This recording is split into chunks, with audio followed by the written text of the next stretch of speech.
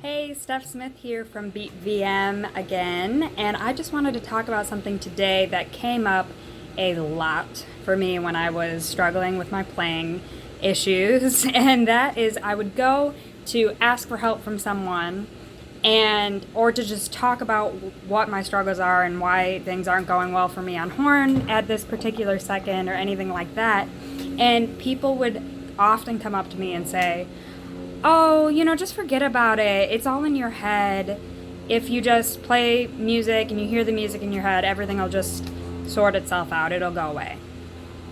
Okay, so that is not a super helpful comment because what it's doing is it's discrediting that something that somebody is feeling is very, very real to them. And also, what they are necessarily feeling isn't necessarily in their head because our psychological components and physiological components of our lives work together in tandem. So you may have a psychological trigger, like starting a note all by yourself, like pictures at an exhibition, or if you're a trumpet player, or like Bruckner 4 if you're a horn player. And I'm sure there's countless examples of this for every instrument. But you could have that stressor, right, which is psychological, but you can experience a physiological reaction to that stressor.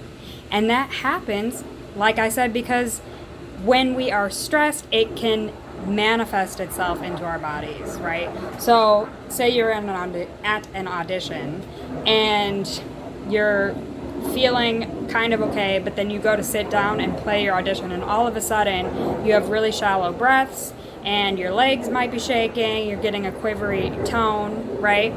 Those are physiological examples of our stress that may be psychological, but the physiological components can actually cause the psychological components as well. So if this is why meditation is really popular with audition prep, or visualization, or deep breathing practices. Those are really, really important because if you can get the physiological stuff in check, some of the psychological stuff just goes away. Okay? And I guess there is an argument for if you get the psychological stuff in check, then the physiological goes away too, unless you really have a physiological problem and it is now a habitual habit. Okay? And so this happens with my Valsalva maneuver people a lot. They have learned a specific way of breathing, or a way to articulate, or a way to support that is physically a physical issue, okay? And it causes a physiological chain reaction, okay? And that can trigger a psychological component because that chain reaction produced a negative reaction in their mind. I mean, it is negative. Getting stuck on the horn, not being able to play a excerpt when you need to, or stuttering on something, that is what we perceive as a negative reaction. Now that is psychological, right? We don't have to perceive it as negative, but a lot of us do because we feel embarrassed or shamed or all of those things.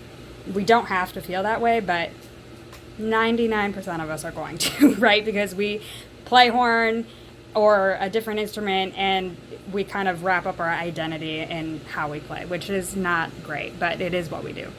So that is a negative experience. And so now you've experienced that reaction and your brain can't forget it, unfortunately. And we have to figure out a way around it by different practices like meditation or deep breathing, or all of the work that I do with my Valsalva maneuver students. That's 99% of it is relaxation. And there is a psychological component that I help teach people, which is to be able to breathe at rest without the instrument, then looking at the instrument, then touching the instrument, and then eventually playing it.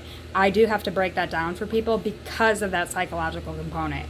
But even if you don't break down the psychological component, it is possible to fix the physiological stuff that can overwrite the psychological stuff, if that makes sense. So that is a long-winded way of saying that, oh, just forget about it, it'll go away, is not a useful comment. I would really urge us to practice some empathy, especially because people that are struggling, they're looking for help, okay? And if you can help them, great, but you need to be really sensitive about it, because a lot of people reach out for help, and they have tried several times, and several different things haven't worked for them. I know that was in my experience, and a lot of my students I talk to, they have a very similar experience where they'll try everything, nothing is working. And so if you're offering advice, I just want you to be aware of that and be very gentle with those people. And sometimes people don't even want advice. I mean, truly, they're just trying to talk about it, because it is a very lonely situation, and some people just need a listening ear. And saying, oh, just forget about it, it'll go away, is just sad. It's not helpful at all. And it can make the person feel even more isolated and make them feel like there's something wrong with them. So, because they might have tried that and it didn't go away. So that is my quick little public service announcement. If you do need help, if you need someone to talk to, I'm always here. You can reach out to me on my website and through all of my various different forms of communication on Facebook. I have a Facebook page and Instagram and all of that stuff. And I'll write that in the link below. But yeah, so practicing empathy and figuring out how we can relax our bodies in a way that, or helping someone to relax their body, right? Because some of us are teachers, some of us are performers, and some of us are on various ends of the spectrum, right? So figuring out how we can relax our bodies enough so that we aren't experiencing the physiological components of stress. All right, I'll leave you there with that today. Think about that. All right, have a good one.